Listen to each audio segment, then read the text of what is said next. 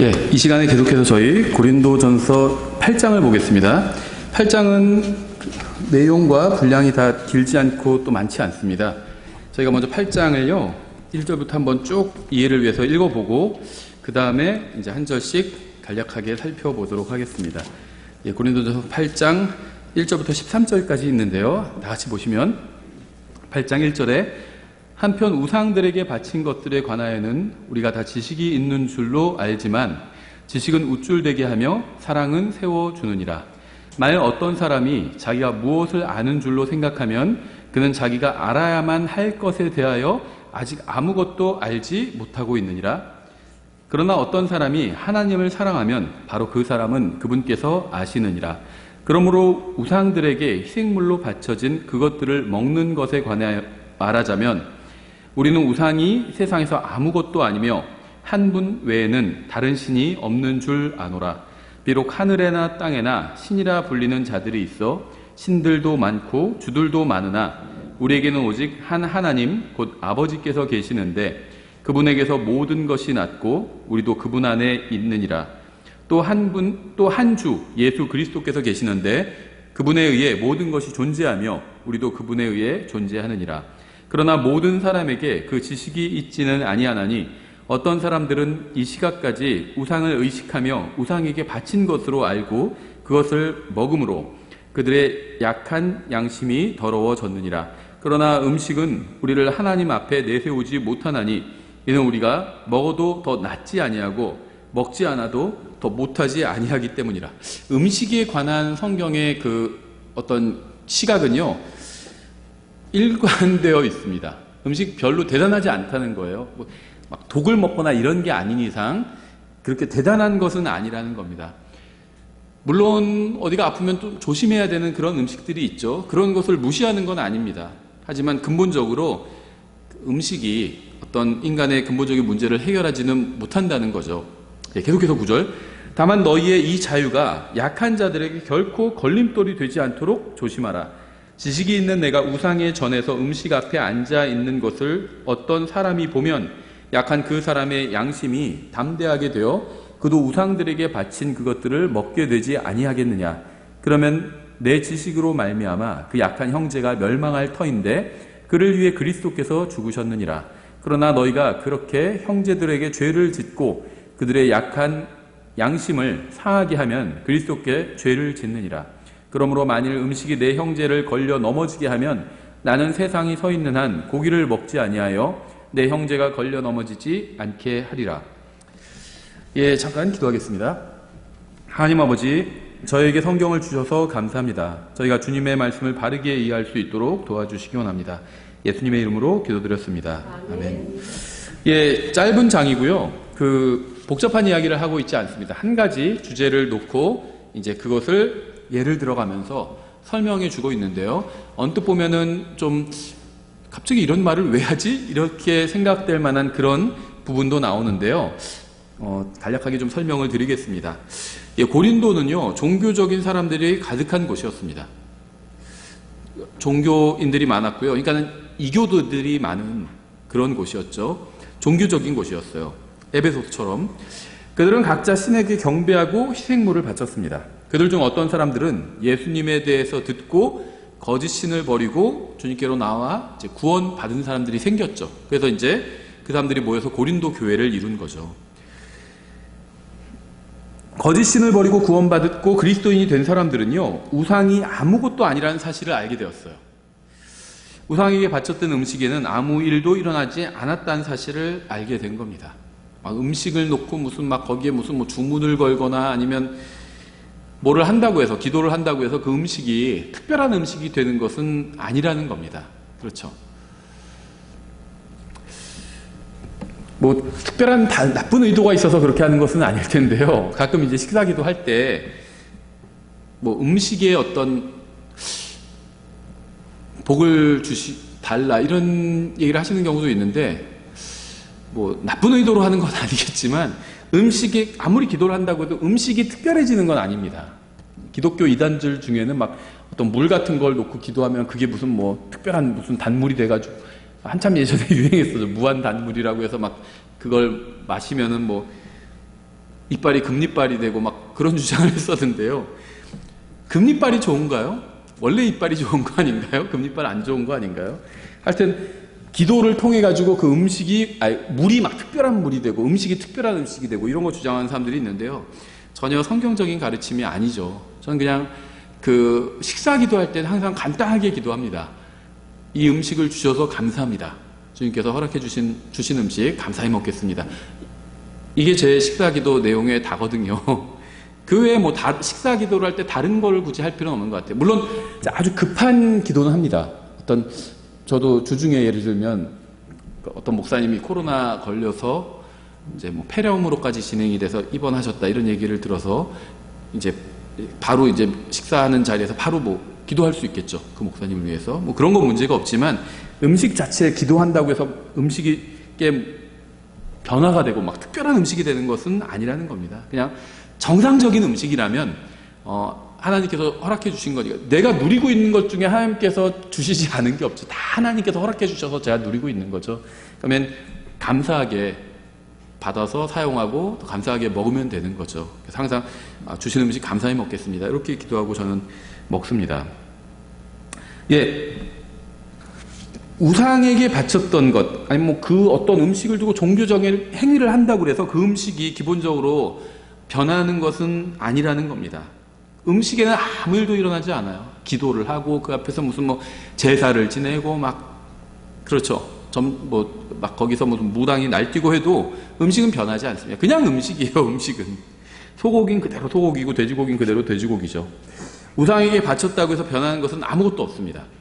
따라서 우상에게 바쳤던 음식을 먹는다고 해서 무슨 더러운 영을 받아들인다든지 무슨 뭐 몸에 해로운 어떤 걸 받아들인다든지 그런 것은 아니라는 겁니다. 우상에게 바쳤던 음식 먹어도요, 그냥 음식을 먹는 거예요. 그거는.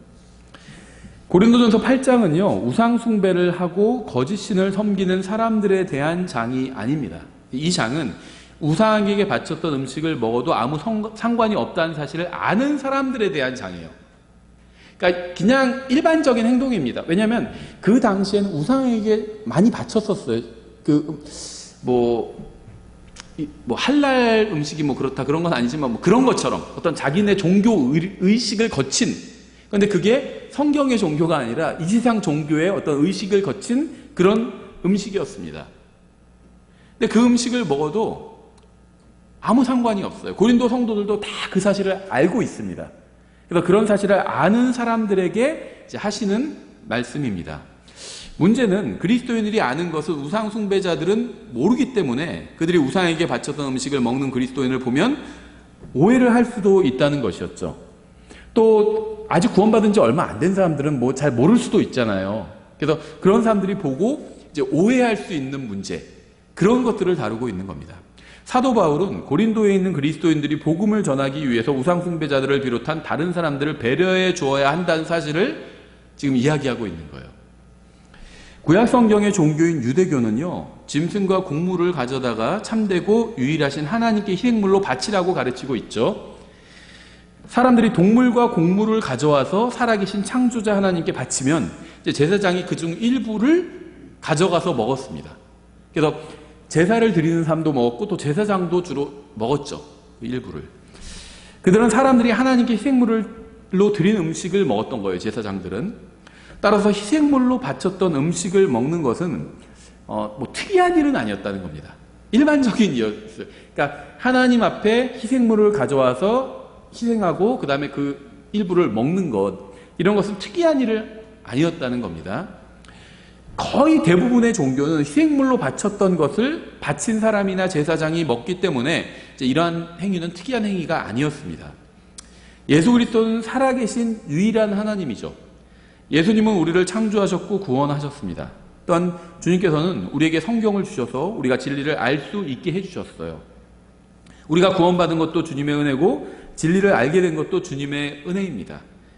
따라서 우리는 우리가 가진 지식을 다른 사람들이 예수님께로 나아오는데 사용해야지 우리의 지식이 그들이 주님께 나아오는데 방해가 되어서는 안 된다는 겁니다. 언제가 방해가 될까요?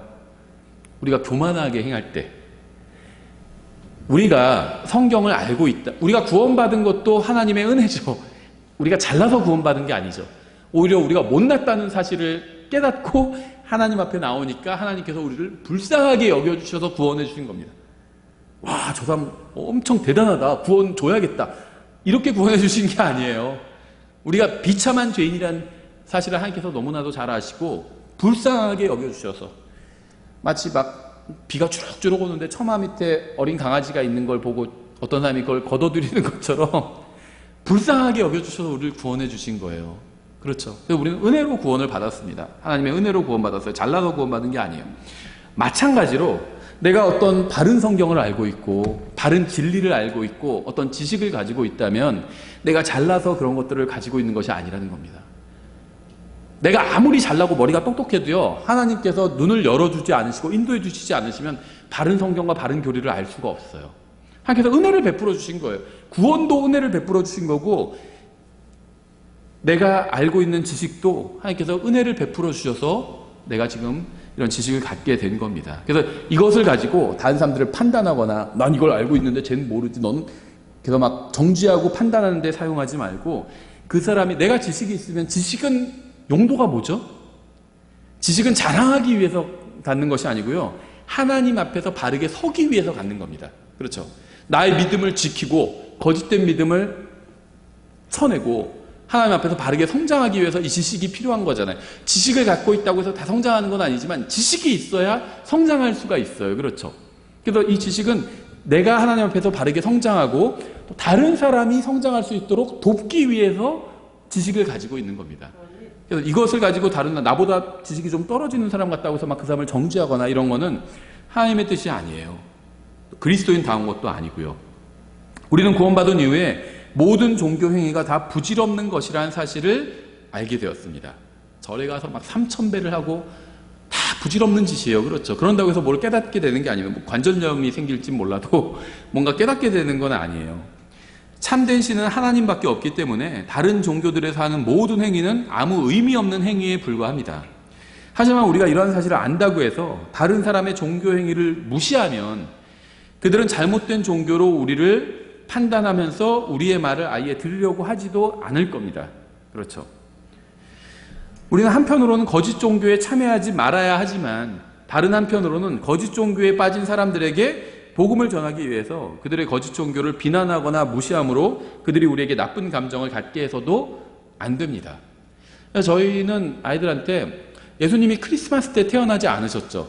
뭐 상식적으로도 그렇고요. 일반 신학교에서도 다 그렇게 가르칩니다. 대부분은.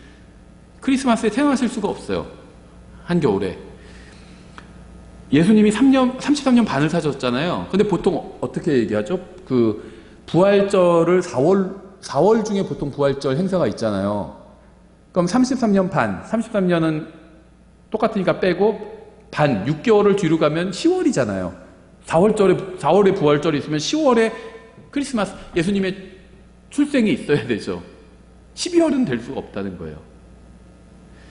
그리고 이제 좀 더 들어가 본다면 그 크리스마스의 유래가 이 예수님의 출생과는 전혀 관련이 없다는 사실을 알 수 있어요. 거기에 관한 자료들은 굉장히 많이 있습니다. 이교도들에게서 나온 거예요. 태양신 바알을 숭배하는 날이고. 그래서 저희는 아이들한테 이제 크리스마스가 예수님이 출생하신 날이 아니라는 이야기를 합니다. 그럼 이제 아이들 입장에서는 궁금하죠. 근데 다른 사람들은 왜 그렇게 그날을 기념하고 있을까? 다른 사람들은 몰라서 그런 거니까 이제 함부로 뭐라고 얘기하지 말아라 어디 가서 이렇게 얘기를 해요. 크리스마스를 막 기념하는 사람들 보고 막 뭐라고 얘기하거나 그렇게 하지는 말라고 얘기를 합니다. 그러니까는 잘못된 종교 행위에 저희가 참여하지는 않아요. 하지만 그것을 하는 사람들을 보고 함부로 정죄하지는 않습니다. 그 사람들도 모르니까 그런 거죠. 하나님께서 우리에게 진리의 지식을 주시고 우리 눈을 뜨게 해주셔서 우리가 아는 거지, 내가 대단한 어떤 잘나서 어떤 지식을 가지고 있는 것은 아니라는 겁니다. 아이들도 이런 얘기를 해요. 크리스마스 예수님 생일이라고 하는데 왜 근데 자기들끼리 선물을 주고받지? 그래요. 그렇죠. 예수님 생일이라고 생각한다면 예수님한테 선물을 줘야지 자기들끼리 주고받아요. 그것도 이상하죠. 어쨌든지 간에 세상에서는 보통 크리스마스가 더 죄 짓는 날로 그렇게 돼버렸죠. 예. 그러니까 우리는요, 잘못된 종교 행위에 동참할 필요는 없어요. 하지만 그것을 함부로 비난할 필요도 없다는 겁니다. 왜냐하면 비난하면 이제 그 사람들에게 복음을 전할 길이 막혀버리기 때문입니다. 초대 교회에서는요, 정부가 교회를 핍박했어요. 그렇죠. 로마 정부였잖아요. 로마 제국. 로마 제국은 교회를 아주 잔인하게 핍박했습니다. 하지만 사도 바울은 단 한 번도 정부로부터 핍박을 받는 것을 큰 문제로 여기지는 않았어요. 지금 많은 그리스도인들이 그런 걸 걱정하거든요. 정부가 교회를 핍박하면 어떡하지? 그런데요, 바울은 그런 걸 걱정하진 않았다는 겁니다. 그럼 바울이 뭘 걱정했는지 아세요?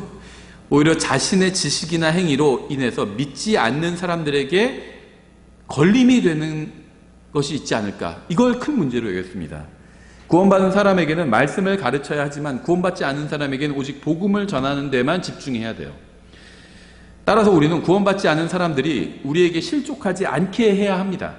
이것이 바로 바울이 8장에서 강조하고 있는 점이에요. 구원받지 않은 사람이나 믿음이 약한 사람들, 이런 사람들이 실족하지 않게 우리가 배려해주자. 이 얘기가 8장의 핵심이에요. 우리가 좋은 사람이 된다고 해서 우리 주위에 있는 사람들이 구원받게 되는 것은 아니죠. 하지만 우리가 좋은 사람이 되어야만 우리 주위에 있는 사람들은 우리가 전하는 복음을 들으려고 할 겁니다. 그렇죠. 우리 주위에 있는 구원받지 못한 사람들은 우리를 보고 복음을 받아들이든 실족하든 어느 한쪽으로 갈 준비를 하고 있어요. 그들이 아직 실족하기 전에 우리는 그들에게 복음을 전해야 합니다. 여러분 주위에 있는 사람들에게 예수님이 누구인지 알려주세요. 예수님께서 십자가 위에서 그들을 위해서 무엇을 해주셨는지 알려주십시오.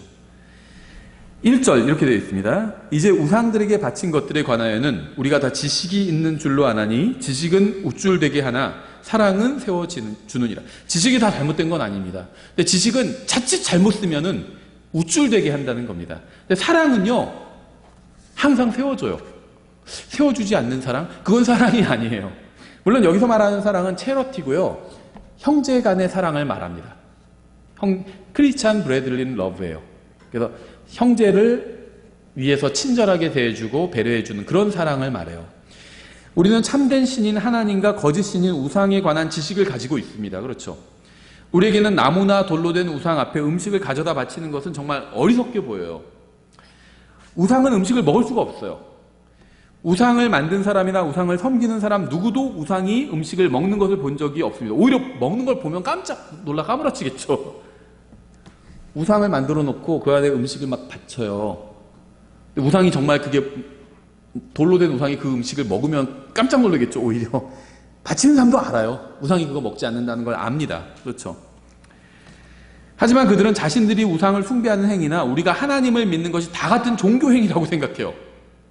우리가 하나님께 경배를 드리고 하나님의 말씀대로 살려고 그러고 우리는 그렇게 하죠. 우상 숭배하는 사람들은 막 거기서 우상 뭐 갖다 바치고 막 빌고 그러면서 자기가 세상에서 잘 되게 해달라고 막 빌어요. 우리가 봤을 때 서로 다른 겁니다. 완전히. 그런데 그 사람들은 이게 같은 거라고 생각해요. 기독교인이나 불교인이나 다 같은 종교인이지 같은 거라고 생각을 합니다. 우리는 그런 사람들과 논쟁하지 않아요. 우린 진짜지만 당신들은 다 가짜예요. 이렇게 얘기할 필요가 없다는 겁니다. 말씀을 모르는 사람과 논쟁하는 것은 아무 유익도 없고 의미도 없는 일입니다. 우리는 논쟁하지 않고요. 그저 복음을 전할 뿐이에요. 다른 사람의 종교를 막 무시할 필요가 없어요. 예전에 제가 다니던 교회에서 이제 그때 그 믿지 않는 분, 그때 크리스마스였어요. 그 교회도 물론 크리스마스를 무슨 예수님이 태어난 날이라고 여기진 않았지만 크리스마스 때 이제 사람들이 그래도 교회로 초대하기가 좋잖아요. 그래서 이제 크리스마스 행사를 했어요. 전 그건 좋다고 생각합니다. 저희는 안 하지만 크리스마스 행사 할 수 있다고 생각해요. 충분히. 그래서 복음 집회를 할 수 있는 좋은 계기가 될 수 있죠. 음식도 장만해서 또 초대하는 분들한테 대접도 하고 이러면 좋은 복음을 전할 수 있는 좋은 계기가 돼요. 저희도 나중에 저희도 그렇게 할 수도 있다고 생각합니다. 그건 나쁜 게 아니라고 생각해요. 거기까지는 좋았어요. 그래서 저도 누구를 초대를 했습니다. 예수님을 믿지 않는 분이에요. 그리고 동양 종교를 좋아하시는 분이에요. 불교에 대해서도 좋게 여기고 보통 우리나라 어른들 중에 그런 분들 많죠. 그런데 이제 복음만 잘 전했으면 좋겠는데 크리스마스니까 예수님이 왜 이 세상에 오셨나 뭐 이런 주제로 설교하면 참 좋잖아요. 그런데 다른 종교 얘기를 막 하는 거예요. 그 설교자가. 그러면서 뭐 불교이기도 하고, 그러면서 석가모니를 뭐 석하모니카 막 이렇게 불러요. 비아냥대는 거죠. 그러니까 거기서 딱 그 초대받았던 분이 마음을 닫았어요. 아, 이 사람 무지해가지고 다른 종교는 전혀 존중하지도 않는구나. 그러니까 이 사람들은 상식이 없는 사람이다. 그렇게 판단을 한 거예요. 근데 그 설교하는 사람 입장에서는 하나님만이 참된 신이고 다른 종교들은 다 거짓이잖아요. 그러니까 막 조롱을 한 겁니다. 그런데 그 설교를 듣는 그 믿지 않는 사람은 그냥 자기가 모독당했다고 생각해요. 그래서 결국 마음 문을 닫고 갔습니다. 초대했던 사람만 중간에서 곤란하게 됐어요. 저는 이렇게 생각해요. 석가모니가 나쁜 사람인가요? 저는 석가모니 나쁜 사람이라고 생각 안 해요. 훌륭한 사람이라고 생각합니다. 석가모니가 무슨 어디 가서 뭐 폭탄 테러를 하라고 가르쳤나요? 아니면 남의 거 다 뺏어오라고 가르쳤나요? 수단과 방법을 가리지 않고 막 어떻게 뺏으라고 가르쳤나요? 아니에요. 좋은 거 가르쳤어요. 저는 훌륭한 사람이라고 생각합니다. 하지만 석가모니가 가르친 대로 그대로 따라도 구원은 받을 수가 없어요. 석가모니나 공자는 이 세상에서의 삶에 있어서 지혜를 가르치는 사람들이에요. 자기가 아는 게 그거기 때문에 그것만 가르친 겁니다. 그런데 이 세상 삶 이후에, 죽음 이후에는 무슨 일이 있는지 몰랐어요. 그래서 가르칠 수가 없었습니다. 그래서 공자도 나쁜 거 가르치지 않았죠. 부모에게 효도하고 좋은 거 가르쳤어요. 나쁜 게 아니죠, 그거는. 다만 공자나 석가모니는 훌륭한 사람이었지만 그 사람들이 가르친 대로 해서는 구원을 받을 수 없다는 겁니다. 그 사람들이 가르치는 걸 다 따라도 죄 가운데 죽게 될 뿐이에요. 그리고 죽어서 지옥에 가게 될 뿐입니다. 그래서 우리가 그 사람들의 가르침을 받아들이지 않고 또 우리는 전파하지 않는 거죠. 구원받지 못하는 거니까. 하지만 그 사람들을 조롱할 필요는 없어요. 그럼 그 사람들을, 석가모니나 공자를 따르는 사람들이 있잖아요. 훌륭하다고 생각하고. 그 사람들을 자극하거나 상처를 줄 필요가 없다는 거죠. 그럼 우린 뭘 해야 되죠? 복음을 전하면 되는 겁니다. 잘못된 걸 잘못됐다고 계속 얘기할 필요가 없어요. 바른 걸 얘기하면 돼요. 바른 걸 얘기하면 됩니다. 우리는 예수님만 전해요. 석가모니에 대해서 저는 잘 알지도 못하고요. 그렇게 알고 싶지도 않아요. 근데 욕하고 싶지도 않습니다. 그냥 관심이 없어요. 전 예수님만 알고 싶어요. 예수님만 전하고 싶습니다. 다른 종교를 전할 시간이 없어요, 저에게는. 시간 낭비예요. 전 다른 종교 공부하고 싶지도 않아요. 시간 낭비예요, 저한테는. 왜냐하면 다른 종교에서 말하는 게 나쁜 건 아니지만 구원을 줄 수는 없기 때문에. 그렇죠. 불교나 유교에서 말하는 게 나쁜 건 아니에요. 근데 사람을 구원할 수가 없어요. 그래서 저는 관심을 갖지 않는 겁니다. 죽음 이후에 대해서 그것을 통해서 알 수가 없기 때문에. 그래서 구원받지 못한 사람들의 잘못된 종교 행위를 지적하지 말고요. 성경이 말씀하는 복음이 무엇인지 정확하게 알려주십시오. 예수님이 누구시고 무슨 일을 해주셨는지 알려주세요. 이것이 우리가 구원받지 못한 사람에게 해주어야 할 말입니다. 예수님만 알려주면 돼요. 잘못된 거 알려줄 필요 없어요. 예를 들면 이 앞에서 광화문 갈 때 예를 들면 5003번 버스를 타고 가면 돼요. 저는 확실히 모르는데 아마 대충. 그런데 누가 물어봤어요. 여기서 광화문 가려면 몇 번 버스 타야 되죠? 그러니까 1번 타면 안 돼요. 3번도 안 됩니다. 10번도 안 돼요. 그럴 필요가 없어요. 못 타라 그래요. 2400번 타면 안 돼요. 그럴 필요가 없어요. 왜 자꾸 틀린 거 얘기를 해요? 맞는 거 하나를 얘기해 주세요. 5003번 타고 가라고. 근데 그 얘기는 안 하고 자꾸 다른 것만 얘기해요. 그때 제가 보니까 700번 타고 가는 사람이요. 딴 데로 가더라고요. 완전히 광화문 가지도 못하고. 얼마나 어리석어요. 그런 얘기 해서 뭐해요? 바른 걸 알려주면 되죠. 바른 걸 알려주세요. 다른 걸 얘기해주고 그 사람 기분을 상하게 할 필요가 없다는 겁니다. 우리는 지식을 갖고 있어요. 그게 다 헛된 종교란, 헛되다는 건요, 무슨 잘못되고 추악하다는 게 아니라 공허하다는 거예요. 답이 없다는 거예요. 헛된 종교란 걸 알고 있어요. 비어 있어요. 그 다른 종교들의 정답이 없어요. 나쁜 건 아니지만, 폭탄 테러하라고 가르치는 종교 나쁜 종교죠. 그런데 다른 사람한테, 그렇죠, 살생을 함부로 죽이지 말고 다음에 부모를 공경하고 이런 걸 가르치는 종교는 나쁜 종교는 아니에요. 하지만 공허한 종교입니다. 공허한 종교, 인생의 해답을 알려주지 않기 때문에. 그런 거를 오답을 얘기해 줄 필요가 없습니다. 오답을 비평할 필요가 없어요. 정답을 알려주면 되는 거예요. 2절, 만일 어떤 사람이 자기가 무엇을 아는 줄로 생각하면 그는 마땅히 알아야 할 바를 아직 전혀 알지 못하느니라. 가만히 읽어보면요, 조금 이상해요, 말이. 만약 어떤 사람이 자기가 무엇을 아는 줄로 생각하면 난 뭘 알아. 마땅히 알아야 할 바를 전혀 알지 못한대. 내가 아는데 알지 못한대요. 이게 무슨 말일까요? 우상숭배는 잘못된 겁니다. 그렇죠? 하지만 구원받지 못한 사람에게 그가 행하는 잘못된 종교행위를 지적하기만 한다면 마땅히 알아야 할 바를 전혀 알지 못하고 있는 거예요. 우상숭배가 잘못됐다는 걸 나는 알아요. 근데 그거 막 지적을 계속해요. 그건요, 알아야 될 걸 내가 아직 모르고 있는 겁니다. 우상숭배가 잘못됐다는 건 알지만 그 사람에게 뭐가 도움이 되는지는 내가 알지 못하고 있는 거예요. 바른 걸 알려주세요. 잘못된 걸 지적하고 다니지 말고 바른 걸 알려주세요. 바른 거를. 내가 본을 보여줄 수 있는 본을 보여주고요. 아이들한테도 마찬가지로 뭘 가르쳐 주려면 막 잘못된 거 계속 지적할 필요가 없어요. 그러면은 아이들이 딱 마음 문을 닫아버려요. 지적만 당하면. 지적당하는 거 누가 좋아하겠어요. 어른도 싫은데 지적당하는 게. 누가 자꾸 나 지적하면 그 사람이랑 얘기하고 싶지도 않잖아요. 그렇죠? 지적하지 마세요. 어떤 분들 설교 지적하는 분들이 있는데 설교도 지적하지 마세요. 알아요, 설교자들이. 자기가 어떻게 잘 못하는지 알아요. 자기의 단점을 다 알아요. 대부분은. 어떤 사람이 부족하다고 생각하면요, 기도해 주세요. 기도해 주세요. 아이들도요, 잘못된 거 얘기하지 말고요, 바른 거를 알려주세요. 본을 보여줄 수 있으면 보여주고. 바른 걸, 잘못된 종교를 믿는 사람에게 예수님을 알려주세요. 바른 걸 알려주세요. 예, 그래서 그 사람의 종교가 잘못됐다는 걸 내가 알아도 지적만 한다면 마땅히 알아야 할 바를 나는 모르는 겁니다. 영혼을 인도하는 법을 모르는 거예요. 참아줄 줄 알아야 돼요. 저도 결혼하기 전에는 당연히 아이를 어떻게 돌봐야 되는지 노 아이디어였어요. 정말. 저는 구원받고 나서 이제 주일학교에서도 오래 가르치고 신학원에서도 오래 가르쳤어요. 근데 대부분 성인을 대상으로 항상 가르쳤어요. 아이한테 뭘 가르치려면 못해요. 어떻게 상대해야 되는지 잘 몰라요. 근데 이제 제가 아이를 낳고 나니까 이제는 알겠어요. 어떻게 아이를 대하고 뭘 좋아하고 그걸 알게 됐어요. 영혼을 인도하는 것도 마찬가지예요. 어떤 것들을 알아야 될 것들이 있다는 겁니다. 사람을 상대할 때 사람이 무슨 기계가 아니잖아요.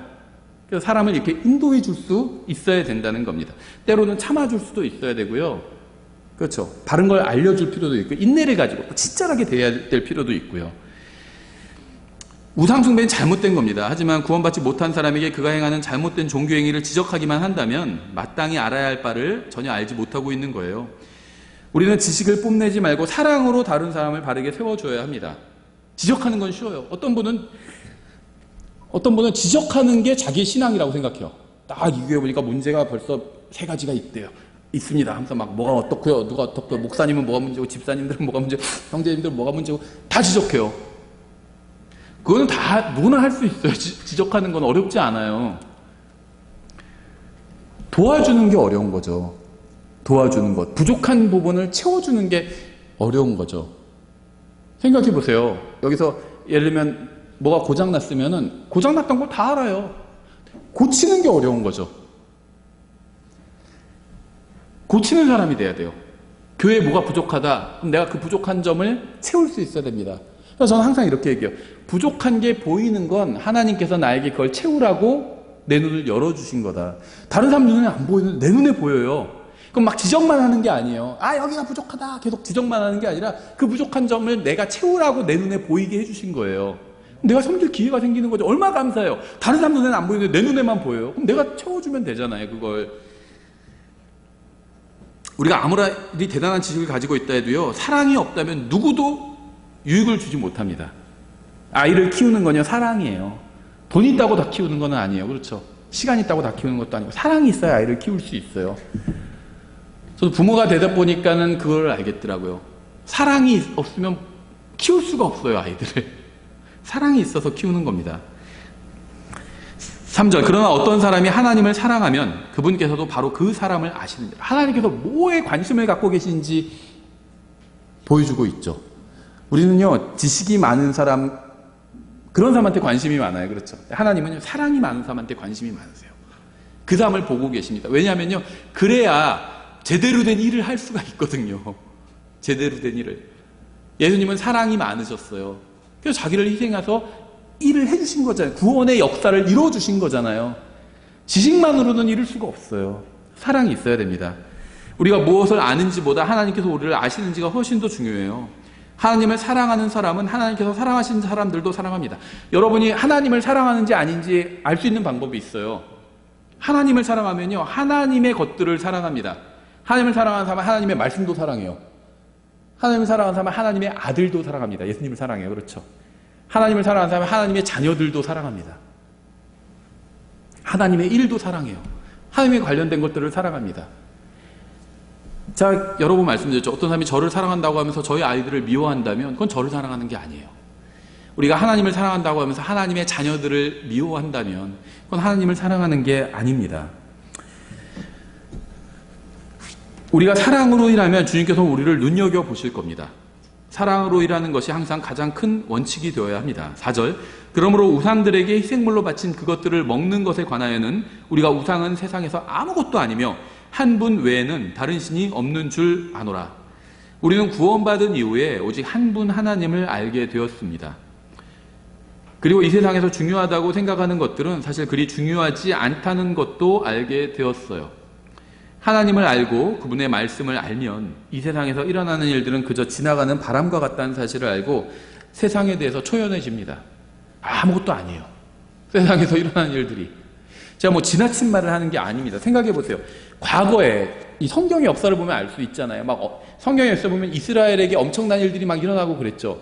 지나고 보니까 아무것도 아니잖아요. 똑같아요. 우리가 지금 겪고 있으니까 막 지금 엄청난 일들이 일어난 것 같은데 지나고 보면요, 별 대단한 게 아니에요.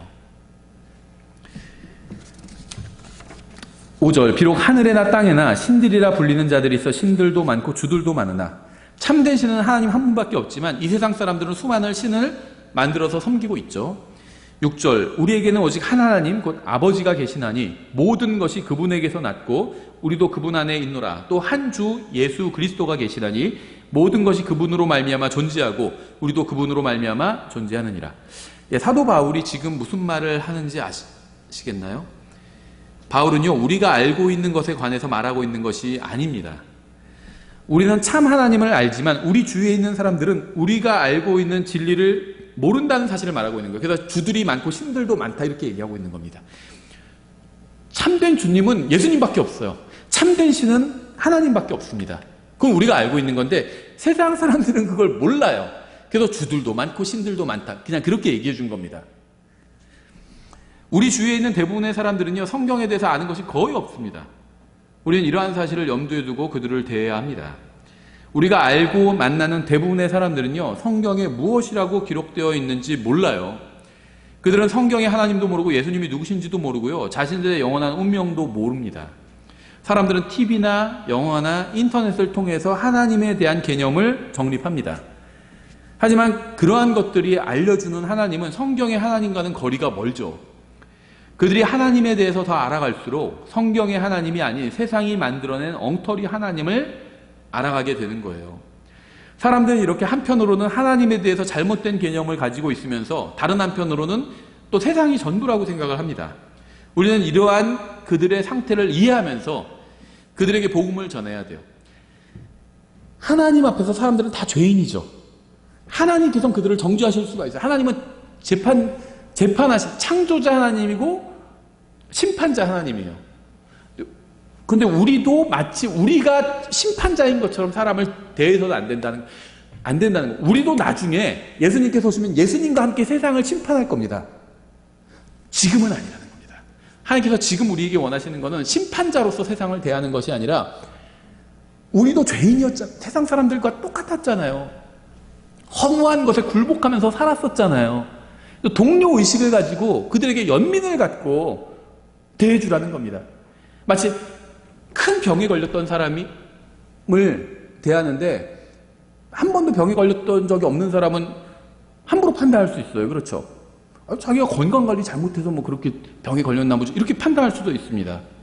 근데 우리는요, 그 병에 걸렸던 사람들이에요. 그런데 나았습니다. 좋은 의사를 만나가지고. 그러면 우리는 이제 그 병에 걸린 사람을 이해해 줄 수가 있잖아요. 그런 마음으로 대하라는 겁니다. 그런 마음으로. 정말 같이 죽을 사람처럼 이 유한하고 죄악되고 이 썩을 몸 안에 갇혀 있잖아요. 우리는 물론 소망을 가지고 있어요. 아주 기가 막히게 좋은 집에 당첨이 됐습니다. 거기로 이사 갈 거예요. 하지만 지금 현재는 이 썩을 집에 살고 있어요. 그래서 다른 사람들을 그러한 마음으로 이해하면서 대화라는 겁니다. 그런 태도를 가지고 있어야 된다는 거예요.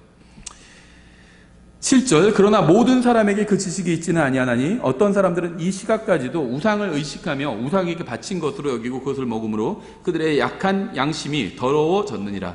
그러나 음식은 우리를 하나님 앞에 내세우지 못하나니 뭘 먹는다고 해서 뭐 대단하고 아니라 안 먹는다고 해서 뭐 아니고 그렇지 않다는 거예요. 우리가 먹어도 더 낫지 않냐면 뭘 먹어도 하나님 앞에서 나은 게 없다는 겁니다. 막 유기농에다가 그런 거 먹어도요 하나님 앞에서 뭐 대단히 나은 사람이 되는 게 아니라는 거예요. 먹지 않아도 더 못하지 아니하니라.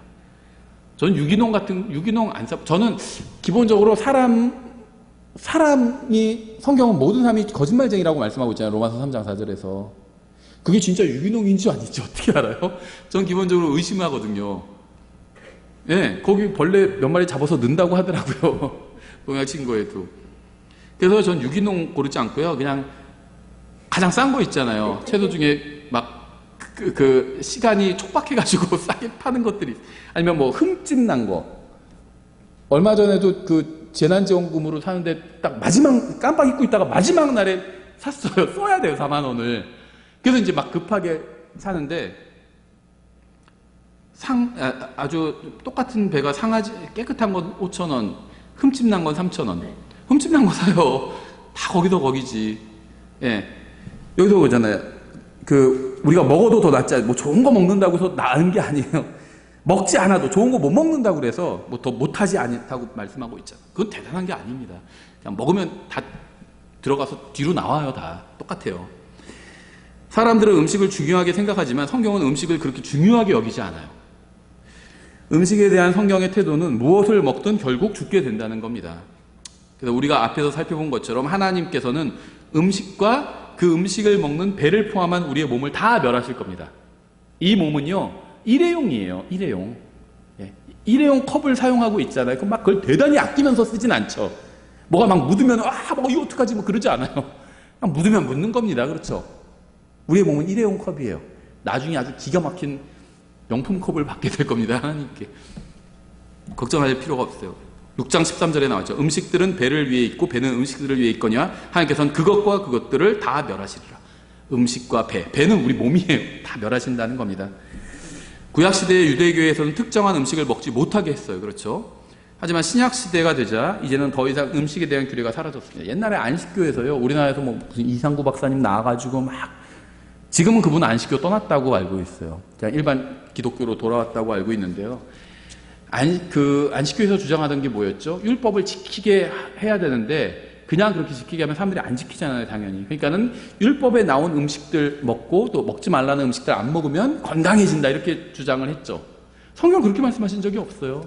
독특한 민족이 되게 하기 위해서 그렇게 규례를 주신 거지 더 건강한 사람이 되게 하기 위해서 그렇게 규례를 주신 거는 아니라는 겁니다.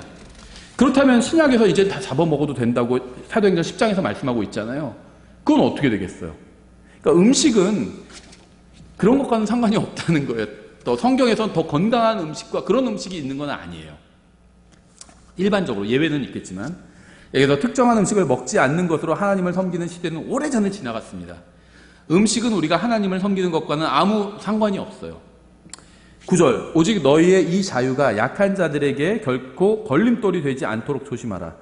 바울은 음식을 예로 들어 설명하고 있습니다. 우상에게 바쳤던 음식은 먹어도 상관없어요. 우상은 아무것도 아니기 때문입니다. 하지만 우상에게 바친 음식이 특별한 의미를 갖는다고 생각하는 사람이 있다면 그 사람을 존중하는 의미에서 주의할 필요가 있다는 겁니다. 어떤 사람들은요, 그리스도인은 어떤 음식 먹으면 안 돼 이렇게 생각하시는 분들이 있어요. 저도 그렇게 생각하는 사람 앞에서는 그 음식을 먹지 않습니다. 예를 들면 저는 일반적으로 기독교인들 선짓국을 안 먹죠. 저도 거기에 동의합니다. 근데 거기서 끝나지 않고 어떤 분들은 순대도 먹으면 안 된다 이렇게 여기시는 분들도 많아요. 킹제임스 성경 진영에도 많습니다. 저는요, 그렇게 생각하시는 분 앞에서 순대를 안 먹어요. 그분이 안 먹으면 그분이 안 먹는데 전 순대 시킬게요 그러면서 순대 시키지는 않는다는 거죠. 그 사람을 위해서. 안 먹어도 상관없거든요. 그게 그렇게 중요한 게 아니기 때문에. 우상은 아무것도 아니에요. 하지만 우상에게 바친 음식이 특별한 의미를 갖는다고 생각하는 사람이 있다면 그 사람을 존중하는 의미에서 주의할 필요가 있다는 겁니다. 비록 그 사람의 믿음은 헛된 것이지만 그 사람에게 복음을 전하기 위해선 그 사람의 헛된 믿음을 존중해 주어야 할 필요가 있다는 거예요. 복음을 전하기 위해서 그 사람의 우상이나 희생물이나 음식에 관한 그 사람이 속한 종교의 교리를 비웃지 말아야 한다는 겁니다. 불교 믿는 사람이 육식을 안 먹을 수 있잖아요. 그렇다고 해서 막 그걸 비웃을 필요는 없다는 거예요. 존중해 주라는 거예요. 그냥 그대로. 그건 중요하지 않아요. 그래야지 그 사람한테 복음을 전할 수 있거든요. 그 사람을 비웃으면요, 육식을 안 하는 게 하나님 앞에서 아무것도 아닌, 의미가 없는 일이죠. 근데 그걸 비웃으면요, 그 사람에게 복음을 전할 수가 없게 돼요. 그렇게 하지 말라는 겁니다. 다른 사람이 믿는 거짓 종교에 대해서 논쟁하지 말고요, 예수님과 그분이 하신 일을 알려주어야 합니다. 그것이 성경이 말씀하시는 복음 선포예요. 그래서요, 저는 복음을 위해서 저는 이렇게 생각해요. 그리스도인은 복음을 위해서 다른 모든 걸 다 포기할 수 있어야 된다고 생각합니다. 포기하기 힘들면 포기하는 척이라도 할 수 있어야 된다고 생각해요. 무슨 말이냐면, 자, 여러 번 말씀드렸지만 저는 정말 안타까운 게 이 킹제임스 성경 진영에서도요, 정치적인 그 견해가 좌우로 완전히 나뉘었어요. 그것 때문에 교회가 쪼개진 교회도 있어요. 진보 진영, 킹제임스 성경 믿는 독립침대교회 진보 진영이고 한쪽은 보수 진영이에요. 한 교회에다가 쪼개진 교회가 있어요. 아마 아시는 분들 다 아실 거예요. 저는 너무 안타까워요. 물론 어떤 더 중요한 게 있겠죠. 저 뭐 그런 걸 다 정치적인 이슈를 다 무시하는 건 아닙니다. 우리 삶과 밀접한 관련이 있어요. 그렇죠. 우리가 이 세상에서, 대한민국에서 살고 있잖아요. 그것과 밀접한 관련이 있는 건 분명한 사실입니다. 어느 정도 중요한 문제라고 저도 생각해요. 그런데 제가 그거보다 더 중요하게 여기는 것은 복음을 전할 수 있는가 없는가예요. 제가 어떤 정치적인 견해를 가지고 있을 것이다, 이렇게 추측하는 분들은 많아요. 근데 저는요, 강대상에서는 한 번도 어떤 얘기를 한 적이 없습니다. 왜 그러냐면요, 저는 이 자리가 하나님의 말씀을 선포하고 복음을 전해야 되는 자리라고 믿기 때문이에요. 만약에 제가 진보가 옳다, 이런 얘기를 막 하면, 막 성경에서 어떤 거 끌어다가 막 증거를 해서 이런 얘기를 하면 보수적인 분들은요, 저 설교 안 들어요. 반대로 제가 보수가 옳다, 이런 걸 성경에서 갖고 와서 또 입증을 하면서 막 얘기를 하면 진보적인 분들은 안 들어요. 우리나라가요, 지금 진보 보수 거의 나뉘어 30% 진보고 30% 보수고 40%가 중도예요. 중도가 어디로 가느냐에 대해서 대선판이 막 흔들리거든요. 제가 한쪽에 치우치면요, 30%의 구원받아야 될 사람에겐 저는 복음을 못 전하게 돼요. 그래서 저는요, 저도 어떤 입장은 있지만 얘기하지 않아요. 왜냐면 어떤 사람들에게 복음을 못 전할 수 있게 우리 생각해보세요. 대한민국 한 5천만 되잖아요. 1,500만 명한테 복음을 전할 수 없게 돼요. 안 들어요, 사람들이. 자기랑 정치적인 견해가 다르면 아예 하는 말을 안 들어요, 그냥. 조롱하고 그래요, 지금 상황에서 특히. 그래서 저에게는, 저도 어떤 더 정치적으로 뭐가 더 좋은 건 있어요. 근데 그거를 알리는 것보다 저에겐 더 중요한 게 복음을 전하는 거예요.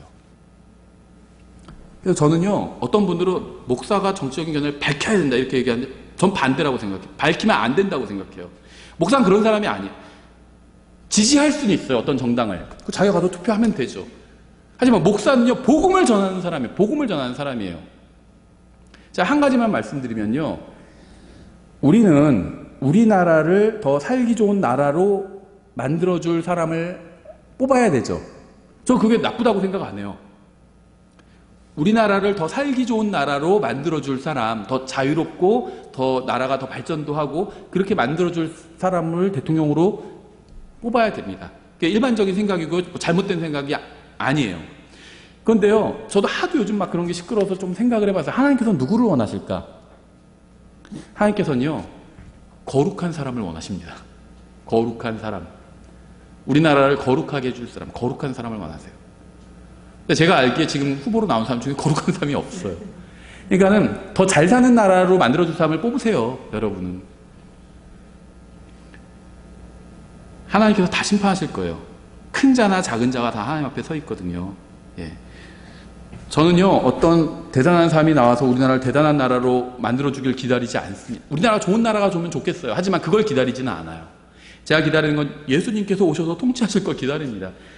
그 전에는요, 아무리 대단하고 훌륭하고 인격이 훌륭하고 바른 견해를 갖고 있고 아무리 대단한 사람이 통치해도요, 결국 그 나라의 끝은 산산조각, 예수님이라는 큰 돌이 다니엘서에 의하면 와서 산산조각 낼 나라라고 생각을 합니다. 10절, 지식이 있는 내가 우상의 전에서 음식 앞에 앉은 것을 어떤 사람이 보면 약한 그 사람의 양심이 담대하게 되어 우상들에게 바친 그것들을 먹게 되지 아니하겠느냐. 그러면 내 지식으로 말미암아 그 약한 형제가 멸망하리니 그를 위해 그리스도께서 죽으셨느니라.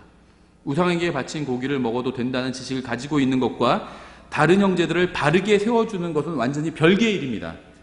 죄가 아닌 행위라 할지라도 다른 사람이 그것을 통해서 실족하게 된다면 그것을 하지 말아야 된다는 거예요. 내가 어떤 정치적인 견해를 바르게 밝혔어요. 그게 바른 얘기예요. 잘못된 얘기가 아니고 올바른 팩트에 기본한 얘기를 할지라도 그것을 통해서 누군가가 복음을 듣지 않게 된다면 그거 하지 말라는 겁니다. 복음이 더 중요하지 않나요? 우리나라가 좋은 나라가 되는 것 중요합니다. 그런데 사람들이 지옥에 가지 않고 하늘나라에 가는 게 더 중요한 문제 아닌가요? 최소한 우리가 그리스도의 대사라면. 12절, 그러나 너희가 이와 같이 형제들에게 죄를 짓고 그들의 약한 양심을 상하게 하면 그리스도께 죄를 짓느니라. 죄가 아닌 어떤 행위를 했는데 누군가가 약한 양심이, 좋은 양심은 아니에요. 약해요, 양심이. 그래서 뭐를 듣고 막 상처를 받았어요. 목사가 어떻게 저런 말을 하지? 어떻게 구원받은 사람이 저런 말을 하지? 근데 그 사람의 판단이 옳은 판단도 아니에요. 난 내가 정당한 얘기를 했어요. 정치적인 거나 뭐나 뭐 정당한 얘기 할 수 있죠. 팩트에 기반한 정당한 얘기 할 수 있어요. 그런데 다른 사람이, 잘 모르는 사람이, 자기가 잘못된 지식을 갖고 있어요, 그 사람이. 근데 그 사람이 내가 하는 말을 듣고 잘못된 판단을 해서 상처를 입었어요. 그런 일이 일어나지 않게 하라는 겁니다. 바른 말을 나는 했어요. 거짓을 내가 얘기한 게 아니라 무슨 가짜뉴스를 얘기한 게 아니라 팩트를 얘기해도 잘못 알고 있는 사람이 상처를 받게 된다면 그런 얘기 하지 말라는 거예요. 이게 방금 12절에 하시는 말씀이에요. 그러므로 너희가 이와 같이 형제들에게 죄를 짓고 그들의 약한 양심을 상하게 약한 양심은 좋은 양심이 아니에요. 강해야 돼요. 약한 양심은 잘못된 뭔가 문제가 있어. 아직 성장하지 못한 겁니다. 약한 양심을 상하게 하면 그리스도께 죄를 짓느니라. 이걸 이해할 수 있어야 돼요. 사람들이 지옥에 가는 이유는 지은 죄 때문이 아니라 예수님을 구원자로 믿지 않고 따라서 죄를 용서받지 못했기 때문입니다. 다른 사람의 잘못을 지적하는 것은 복음을 전한 게 아니에요. 그게 정치적인 견해든 무슨 다른 견해든 뭐 잘못을 지적하는 건요, 복음을 전한 게 아니에요. 예수님을 알려줘야 돼요. 자, 아까도 말씀드렸죠. 어디부터 어디까지 가려면 거기 가는 버스를 알려주면 되지 가지 않는 버스를 얘기하면서 욕할 필요는 없다는 겁니다. 13절, 그러므로 만일 음식이 내 형제를 실족하게 하면 나는 세상에 서 있는 한 고기를 먹지 아니하여 내 형제가 실족하지 아니하게 하리라. 우상에게 바쳤던 고기를 먹는 것은 아무 문제가 없는 일이지만 누군가 그것을 통해서 실족하게 된다면 다른 사람의 유익을 위해서 바울은 고기를 먹지 않겠다는 거죠. 우리가 다른 사람에게 복음을 전하려고 한다면 그가 우리의 행위로 인해서 실족하지 않게 해야 된다는 겁니다. 내 행위가 정당한 행위라 할지라도 우리가 다른 사람을 말씀으로 바르게 세워주려고 할 때도 마찬가지죠. 우리의 행위로 그가 실족하지 않게 해야 한다는 겁니다. 우리는 예수 그리스도의 대사로서 해야 될 일이 있기 때문에 이 세상에 있는 겁니다. 우리는 사람들의 잘못된 것을 고치거나 이 세상을 고치기 위해서 이 세상에 있는 것이 아니에요. 우리는 다른 사람이나 이 세상을 고칠 수가 없습니다. 내가 나의 잘못된 버릇도 고치기 힘든데 다른 사람을 어떻게 고쳐요? 우리가 말씀을 전하면 성령님께서 말씀을 통해서 일하실 겁니다. 우리는 이 일을 하기 위해서 본질적이지 않은 것들은 다 양보할 수 있어요. 그게 무엇이라 할지라도 다 양보할 수가 있습니다. 옛날에 성경대로 믿었던 사람들 중에 모라비안 교도들이 있어요. 이 사람들은요, 노예들에게 복음을 전하기 위해서 스스로 노예가 되었어요. 팔려갔습니다.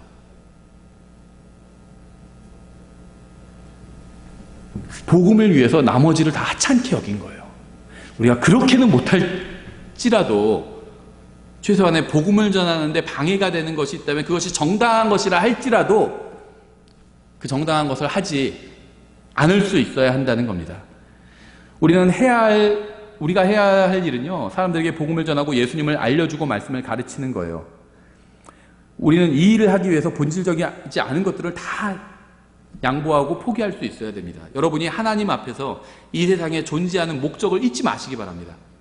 여러분은 구원받았어요. 예수님을 믿으면 구원받았죠. 구원받았는데 아직 이 세상에 있어요. 할 일이 있기 때문에 이 세상에 하나님께서 남겨두신 거예요. 그걸 생각하시라는 겁니다. 그러면 뭐가 중요하고 뭐가 중요하지 않은지 구분이 된다는 거예요. 사람들에게 예수님을 알려주고 말씀을 전하는 가장 중요한 일에 집중해야 합니다. 우리의 임무는 다른 사람의 잘못된 종교를 무너뜨리는 것이 아니에요. 잘못된 정보를 무너뜨리는 것도 아닙니다. 우리의 임무는요, 예수님께서 사람들에게 무엇을 해주셨고 무엇을 해주실 수 있는지를 알려주는 게 우리의 임무예요. 예수님을 전하고 말씀을 가르치는 것 외에 모든 것은 상관하지 말고 그대로 두십시오. 우리가 예수님을 전하면 누군가는 구원받을 것이고요, 말씀을 가르치면 누군가는 성장할 겁니다. 그 외에 모든 일은 하나님께서 알아서 처리하실 거예요. 잘못된 정보 하나님께서 처리하실 겁니다. 하나님께서 하실 일을 하실 것이니까 우리는 우리가 해야 할 일에 집중해야 됩니다. 너희는 온 세상에 가서 모든 잘못된 정보를 바로 세울지냐 이렇게 말씀하지 않으셨어요. 너희는 온 세상에 가서 모든 창조물에게 복음을 선포하라 이렇게 말씀하셨어요.